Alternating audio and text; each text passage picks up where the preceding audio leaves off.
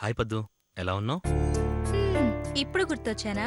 Sorry పద్దు, ఆఫీస్లో busy వల్ల చేయలేకపోయాను. జస్ట్ ఇప్పుడే వచ్చాను, నీకు కాల్ చేశాను. మీ ఫోన్ గురించి ఎంత ఎదురు చూశానో తెలుసా?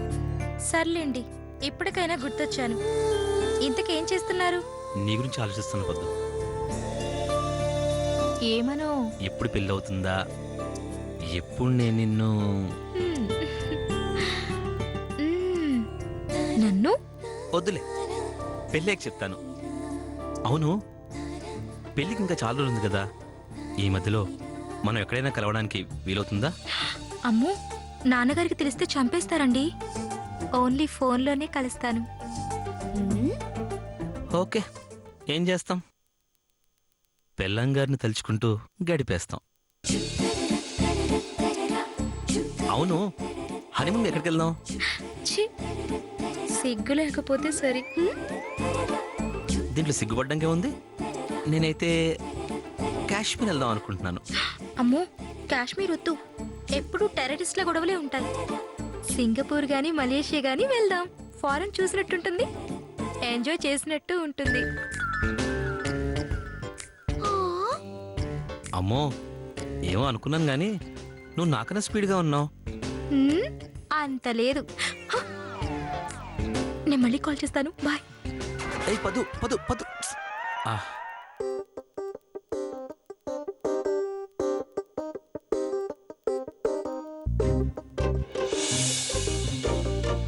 రామరామ, ఈ వేళప్పుడు ఎవరితోనే ఫోన్లో మాట్లాడుతున్నావు? ఇంకెవరితో? మీ బావతో. బావా, అతగాడి నెంబర్ నీకెలా తెలుసు? అరే, కాబోయే మొగుడు కాబట్టి ఎలాగో తెలుసుకున్నాను. నువ్వు చాలా తప్పు చేస్తున్నావే అక్క. అతనికి నీకు కేవలం పెళ్లి చూపులు మాత్రమే అయ్యాయి, ఇంకా పెళ్లి కాలేదు. ఒకవేళ కట్న కానుకల దగ్గర, ఇచ్చిపుచ్చుకునే దగ్గర అప్పుడు ఏదైనా తేడా వచ్చి ఈ పెళ్లి ఆగిపోయిందనే అనుకో. ఇటు నీకు, నీ వల్ల మన కుటుంబానికి ఎంత తలవంపులో ఆలోచించావా? పలానా శంకర్ శాస్త్రి గారి అమ్మాయి పెళ్లికి ముందే కాబోయే పెళ్లి కొడుకుతో ప్రేమాయణం సాగించిందంట అని నలుగురు నానా రకాలుగా మాట్లాడుకుంటే మన పరువు ఏమవుతుందో ఆలోచించావా సుమి? చాలా ఆపవే. ప్రతిదాన్ని బోతద్దుల్లో పెట్టి చూడటం నీకు బాగా అలవాటైపోయింది. నేనేమన్నా అతన్ని కలిశానా, లేకపోతే నేను అతనితో సరదాగా బయట తిరిగానా? ఏదో కాబోయేవాడని కాసేపు సరదాగా ఫోన్లో మాట్లాడాను. దానికి నేనేదో పెద్ద తప్పు చేసినట్టు క్లాస్ పీకుతావేంటే? అయినా ఈ రోజుల్లో ఇవన్నీ కామన్ అనే విషయం నీకు తెలియదా ఏంటి? కామనే సుమి, కానీ మనలాంటి వాళ్ళ ఇళ్లల్లో పొరపాటవుతుందే. గట్టిగా చెప్పాలంటే పాపం అవుతుంది. ఈ విషయం తెలిస్తే నాన్నగారు నీ ప్రాణాలు తీసేస్తారు. నిన్నదుపులో పెట్టలేదని అమ్మను చంపేస్తారు. ఇప్పటికే నీ పెళ్లి ఎలా చేయాలా, 1,00,000 కట్నం ఎక్కడి నుంచి తేవాలా అని సతమతమైపోతున్న నాన్నగారికి నువ్వు మరో సమస్య కాకూడదనే నా బాధక్కా. అయినా నీ మొగుడు ఎక్కడికెళ్తాడే? ఆ పెళ్లి కాస్త అయ్యిందనుకో, కుక్క పిల్లలాగా నీ కొంగు పట్టుకుని తిరుగుతాడు. అప్పటిదాకా ఈ ఫోన్ లాపేయవే. ఎందుకు ఆపాలి? ఎందుకు ఆపాలి? నేను అతన్ని తప్ప మరొకరిని పెళ్లి చేసుకోను. ఎందుకంటే అతను నాకు బాగా నచ్చాడు. పెళ్ళంటూ జరిగితే అతనితోనే జరగాలి, లేదంటే జీవితాంతం కన్యగా ఇలాగే మిగిలిపోతాను. అవ్వా! సిగ్గు లేకుండా ఏమిటి ఆ మాటలు? అసలు నీకు ఇంత ధైర్యం ఎక్కడి నుంచి వచ్చిందే? నిజంగా నువ్వే మాట్లాడుతున్నావా, లేదంటే ఆ కృష్ణశాస్త్రి గారి అబ్బాయి నీ మీద వశీకరణమేమైనా చేయించి చచ్చాడా? చూడు, నీకు నచ్చినంత మాత్రాన ఈ పెళ్లి జరగదు. వాళ్ళడిగే కట్నం నాన్నగారికి కూడా నచ్చాలి. అప్పుడే ఈ పెళ్లి జరుగుతుంది. అప్పటి వరకు నువ్వు ఎలాంటి పొరపాటు పనులు చేసినా పెద్దవాళ్ల దృష్టిలో మనం లోకువైపోతాం సుమి. అదే గనక జరిగితే మన పరిస్థితిని అలుసుగా తీసుకుని అడుగుదామనుకున్న దానికంటే రెట్టింపు కట్నం అడుగుతారు. మనం ఎలాగో ఇవ్వలేం కాబట్టి పెళ్లి నిశ్చితార్థం వరకు కూడా వెళ్ళదు. ఆ తర్వాత నీ ఇష్టం మరి. దేవుడా, నువ్వు మరీ ఎక్కువగా ఆలోచిస్తున్నావే. నేను ఎక్కువగా ఆలోచించినా పర్వాలేదు, నువ్వు మాత్రం తక్కువగా ఆలోచించు. ఆ తర్వాత ఆలోచించడానికి కూడా ఏమీ ఉండదు సుమి. అయిపోయిందా? ఇంకేమనుందా? పేనుకు పెత్తన విస్తే తలంతా కొరిగిందట. అలా ఉంది నీ వరుస. నా మొగుడితో నేను మాట్లాడుకుంటే నీకేంటే బాధ? నువ్వన్నట్టు రేపేదైనా ప్రాబ్లం వచ్చిందనుకో బాధపడేది నేనా నువ్వా? నువ్వే కోదే. ఏం మాట్లాడుకుంటే నీకేంటే బాధ? నువ్వన్నట్టు రేపేదైనా ప్రాబ్లం వచ్చిందనుకో బాధపడేది నేనా నువ్వా? నువ్వే కోదే. అమ్మా నాన్న కూడా బాధపడతారు. ప్రాణంతో సమానంగా పెంచుకున్న కన్న కూతురు తన పరువు తీసిందని గుండెలు బాదుకుని ఏడుస్తారు. తమ పెంపకాన్ని నలుగురు వేలెత్తి చూపిస్తుంటే తట్టుకోలేక గుండెలు పగిలి చస్తారు. అది నువ్వు చూడాలనుకుంటే ఎవరెలా పోతే నాకేంటి అనుకుంటే కాబోయే మొగుడే నీకెక్కువ అనుకుంటే మాట్లాడుకోవచ్చు సుమి. ఏ నోట్ తెస్తే ఒక్క మంచి మాట రాదేవి నీకు? నువ్వు ఊహించినట్టు ఇక్కడ ఎవ్వరు ఏమి ఆడవరు, ఎవ్వరు చావరు. కానీ వెళ్ళు వెళ్ళి పని చూసుకోపా. అలాగే చూసుకుంటా సుమి. కాకపోతే నువ్వొక పని చూడు. అదేంటో తెలుసా? మన మీదే ప్రాణాలు పెట్టుకుని మన కోసమే బతుకుతున్న ఒక పిచ్చాయన ఈ ఇంట్లో ఒకరున్నారు. మన వల్ల ఆయనకి మంచి పేరు రాకపోయినా పర్వాలేదు, కానీ మన వల్ల చెడ్డ పేరు మాత్రం రాకూడదు సుమి. అలా కనుకొస్తే ఆయన నిన్ను ఏమీ అనకపోవచ్చు, కానీ నేను ఊరుకోను. నిన్ను చంపి నేను చస్తాను. గుర్తుంచుకో సుమి.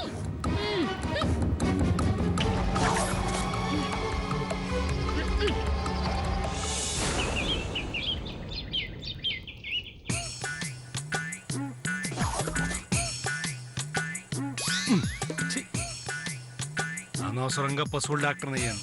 మనుషుల డాక్టర్ అయ్యి ఉంటే 2 చేతుల సంపాదన ఉండేది. ఛీ! నాకు తెలుసు. మ్మ్. ఇదొకటి ఏమీ తెలీదు, అన్నీ తెలుసు అంటారు. మీరు మనసులో అత్తయ్య గారిని తిట్టుకుంటున్నారు చాలు ఊరుక. కదా? మా అమ్మ నేను ఎందుకు తిట్టుకుంటాను? ఎందుకంటే డబ్బుకి కక్కుర్తి పడి మనుషుల డాక్టర్ కావాల్సిన మిమ్మల్ని పశువుల డాక్టర్ చేశారు కనుక. లేదంటే మీరు ఎంబీబీఎస్ చేసి ఈ ఊర్లో ఎంత మందిని చంపుండే వాళ్ళు తెలుసా? ఆ? అంటే ఏంటి నీ ఉద్దేశం? నాకు వైద్యం రాదనా?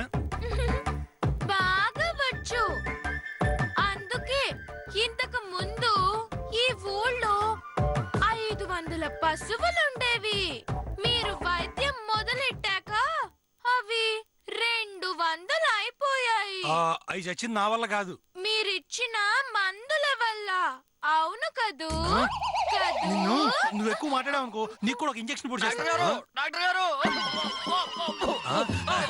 నోర్మి మాట్లాడు మాట్లాడు. డాక్టర్ గారు డాక్టర్ గారు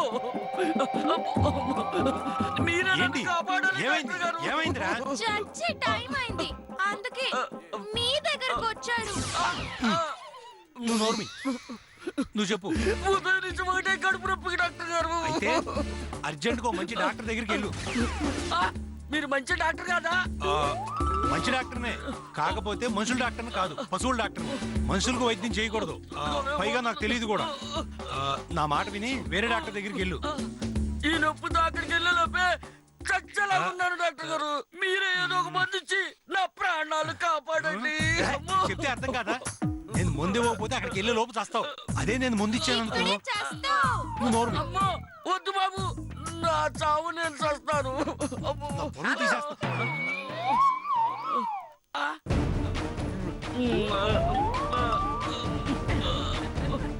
చూడు, మా వాడికి పశువుల వైద్యమే కాదు మనుషుల వైద్యం కూడా వచ్చు. కాకపోతే కొంచెం ఫీజు ఎక్కువ తీసుకుంటాడు. అది నువ్వు ఇవ్వవేమోనని వైద్యం చెయ్యనన్నాడు. అంతేనా? నొప్పి తగ్గాలి కానీ మీరు అడిగినంత ఫీజు ఇస్తానమ్మా. అయితే 5 నిమిషాల్లో నీ నొప్పి మాయమైపోతుంది చూడు. అది కాదమ్మా, హై, తప్పు నాన్న. డబ్బు కోసం పేషెంట్లని ఇలా బాధ పెట్టకూడదు. కావాలంటే ఓ 10 రూపాయలు ఎక్కువ తీసుకోవాలి, మందులు ఇవ్వాలి. అంతేగాని వచ్చిన వాళ్ళని ఇలా వెనక్కి పంపటం డాక్టర్ గా ధర్మం కాదు. ఆ, సరే సరే, నీ బాధ ఏంటో చెప్పు. కడుపు నొప్పి తల్లి. అంతేనా? ఆ, రాత్రి ఏం తిన్నావు? పెద్దగా ఏం తినలేదమ్మా. గుళ్ళో కొంచెం ప్రసాదం తిని ఇంటికెళ్ళే దారిలో ఓ ప్లేట్ మిర్చి 2 ప్లేట్లు పకోడీ తిని అలా వెళ్తూ వెళ్తూ రెడ్డి గారింట్లో పెళ్లి భోజనం తిని ఇంటికెళ్ళి పాలన్నం తిని పాయసం తాగి పడుకున్నానమ్మా. అంతే. ఇవన్నీ నువ్వు ఒక్కడవే ఒక్క పుటకే తిన్నావా? అవునమ్మా. రేయ్, వీడికి మనుషుల వైద్యం కన్నా పశువుల వైద్యమే కరెక్ట్. వాటికి వీడికి పెద్ద తేడా ఆ, లేదు. ఆ. సరే సరే, నీ నొప్పి వెంటనే తగ్గిపోవడానికి మా వాడి దగ్గర మందుంది. కాకపోతే కొంచెం రేట్ ఎక్కువ. ఎంతమ్మా? ఓ 1000 రూపాయలు అంతే. 1000 రూపాయల? పర్వాలేదు. ఇదిగో. అమ్మా అది కదమ్మా. అయ్యో, ఆ మందులు అక్కడే ఉన్నాయి కదా. ఏ మందులమ్మా? అయ్యో, అక్కడ్రా. ఆ మందులు అక్కడే ఉన్నాయమ్మా. ఇప్పుడే తెస్తాను. ఇప్పుడు వీడి పరిస్థితి ఏంటో. మా అమ్మ కొంప ముంచేలా ఉంది. డాక్టర్ గారు, ఈ నొప్పి ఖచ్చితంగా తగ్గుతుందా డాక్టర్ గారు? మందు వేసుకున్నాక నువ్వు బతుకుంటే ఖచ్చితంగా తగ్గుతుంది తెలుసా? అబ్బో. ఆ, ఇదిగో ఇదిగో, ఈ మాత్రలు వేసుకో. ఇదిగో, 10 నిమిషాలు నీ నొప్పి తగ్గిపోతుంది. ఆ, ఇప్పుడు ఎలా ఉంది? మాతర నల్లగాను, నీళ్లు తెల్లగానున్నాయి తల్లి. నీ పొంద వేసుకున్నాక నీ కడుపు నొప్పి ఎలా ఉంది అని అడుగుతున్నాను. కడుపులో అంతా గందరగోళంగా ఉందమ్మా. అర్జెంటుగా బాత్రూమ్కి వెళ్ళాలి. ఎక్కడ? థాంక్స్ అమ్మా. ఒక్క నిమిషం. అర నిమిషం కూడా ఆగలేనమ్మా. ఆనకట్టలు తెగిపోయేలా ఉన్నాయి. నన్ను వెళ్ళని తల్లి. అలాగే వెళ్ళు. కాకపోతే అవి ఉచిత బాత్రూమ్లు కావు కదా, కొంచెం ఖర్చు అవుతుంది. ఎంత ఖర్చు అయినా పర్వాలేదు. వచ్చాక నా ఆస్తులను రాసిస్తాను తల్లి. ముందు నన్ను వెళ్ళని తల్లి. ముందు మనీ, తర్వాతే పని. సరే సరే, ఎంతో చెప్పండి. ఒక్కసారికి 1000. ఒక్కసారికి 1000 రూపాయల?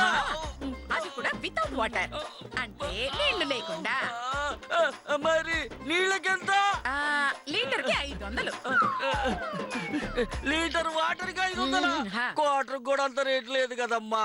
సర్లే, తప్పదు కదా, నా నెలని తల్లి. ఇదిగో. అమ్మో, అమ్మో.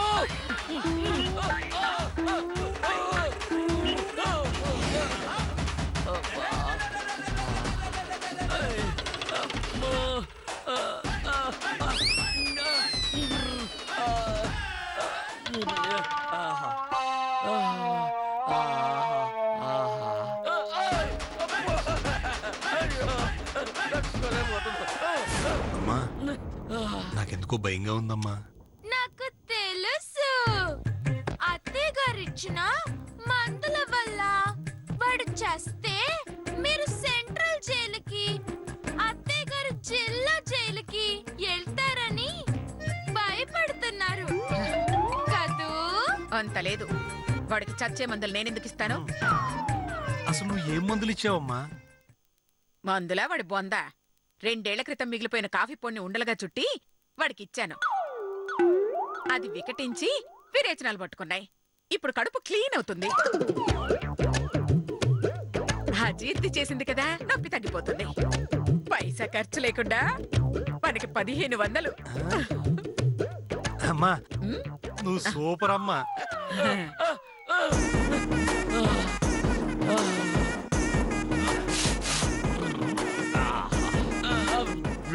అబ్బా, ఎంత హ్యాపీగా ఉందో. ఆహా. అబ్బా. నొప్పి తగ్గినట్టు. ఆహా. ఓహో, నొప్పి తగ్గింది. ఏమి హస్తవాసమ్మా మీది. ప్రాణం పోతుందనుకున్న నొప్పిని 10 నిమిషాల్లో తగ్గించారు. మీ మేలు ఈ జన్మలో మర్చిపోలేనమ్మా. వస్తాను తల్లి. మళ్ళేంటమ్మా? నువ్వు 3 సార్లు వెళ్ళావు, 2 సార్లకే ఇచ్చావు. మిగతా ఎవరిస్తారు? లెక్కేశారమ్మా. ఉండండి అమ్మా, ఇదిగోండి డబ్బులు. టాబ్లెట్ బాగుంది కానీ బాత్రూమ్కే ఎక్కువ ఖర్చు అయింది. అమ్మో, ఇక్కడ ఉంటే అడిగే తట్టున్నాను. అబ్బో. అమ్మా ఆ, నాకు ఖర్చులకి అమ్మేస్తుంది. ఇదిగో జాగ్రత్తగా ఖర్చు పెట్టుకో. ఉన్నాయి కదా అని వేస్ట్ చేయకు. ఇదిగో ఖర్చు పెట్టుకో. అలాగేనమ్మా. ఈ 10నే 1000లా చూసుకుంటాను. ఏంటి ఇది? అక్కయ్య ఛీ, నా బతుకు చెడా.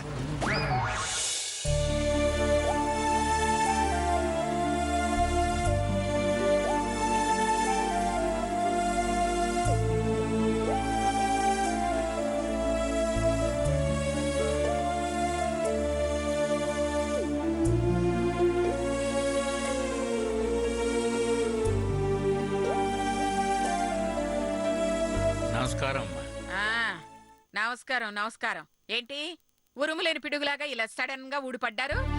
అమ్మాయిని చూసి చాలా రోజులైంది కదా, ఓసారి చూసి ఆడదామని. ఆహా, చూసిన వెంటనే వెళ్ళిపోండి. అవతల మీకు చాలా పనులుంటాయి కదా. పైగా రెక్కాడితే గాని డొక్కాడని బతుకులు. అలాగేనమ్మా, ఆ. వెంటనే వెళ్ళిపోతాను. ఏమే తులసి, తులసి, వస్తున్నాను అత్తయ్య. ఏంటత్తయ్య?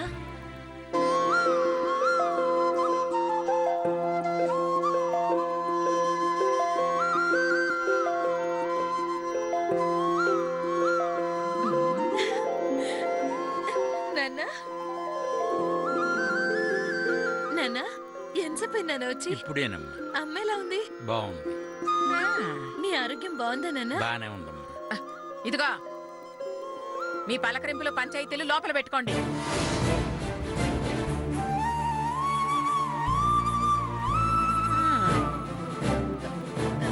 రా నాన్న రా. పదమ్మా. ఇదిగో తులసి, ఆ? మీ నాన్న తెచ్చాడు కదా అని అవన్నీ పంచేయకు. జాగ్రత్తగా లోపల పెట్టు. అలాగే అత్తయ్య.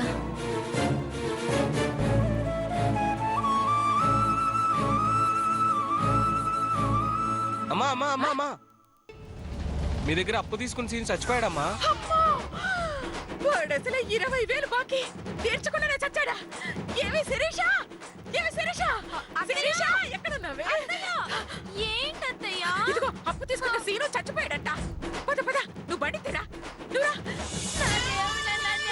వెళ్ళిపోయారా దేవుడా, దేవుడా, నాకు ఇంకా దిక్కాడురా దేవుడా, దేవుడా, పిల్లలకి పెళ్లి చేసి కలిసావునని ఎవడరా దేవుడా, నన్ను ఒంటరిదాన్ని చేసిపోయాడురా దేవుడా, దేవుడా, నేను ఎవరి కోసం బతకాలిరా దేవుడా. మీరు ఊరుకోండి ఆంటీ. మీరు ఎంత ఏడ్చినా పోయిన వాళ్ళు తిరిగి వస్తారా చెప్పండి. ఈ రోజుతో ఆయనకి మనకి రుణం తీరిపోయింది. వెళ్ళిపోయారు. ఆయన భౌతికంగా మన మధ్య లేకపోయినా ఎప్పుడు మీ జ్ఞాపకాల్లో బతికే ఉంటారు.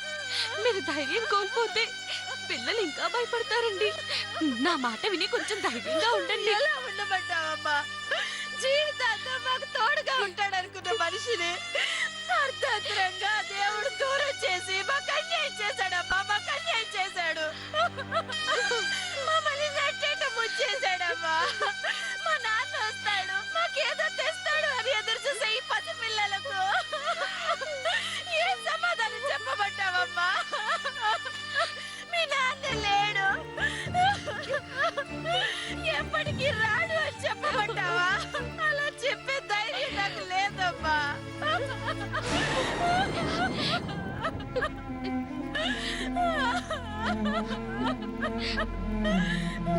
బాధపడకండి. అందరూ ఎప్పుడో ఒకప్పుడు పోవలసిన వాళ్ళమే.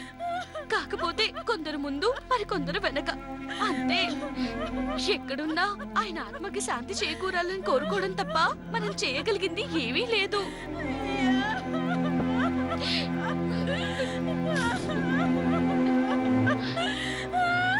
అయ్యో భగవంతుడా.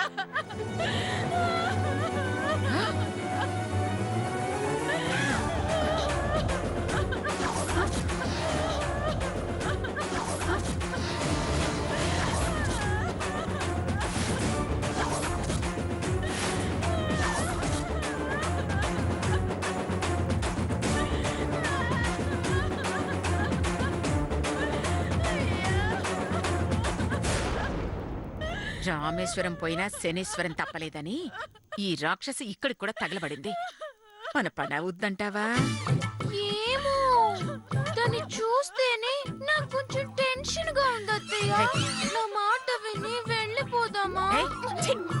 దానికి భయపడుతున్నావా? అది కాదు, దాని ముత్తాత వచ్చినా రావలసిన డబ్బు వసూలు చేసే తీర్తాను. ఈ పిసినారి పిండాకుడు మొహం ఇక్కడికొచ్చిందేమిటి? ఏంటే మొదలుపెట్టు. అయ్యో అయ్యో అయ్యో, ఆ భగవంతుడు నీకు ఇంత అన్యాయం చేస్తాడనుకోలేదమ్మా. ఇంత చిన్న వయసులో నీకెంత కష్టం వచ్చిందమ్మా.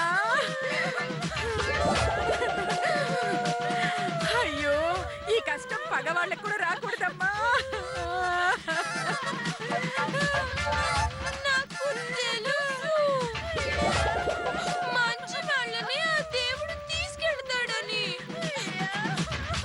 ఇంత మంచి వాడిని మీకు దూరం చేసినందుకు ఆ దేవుడిని తిడతామా?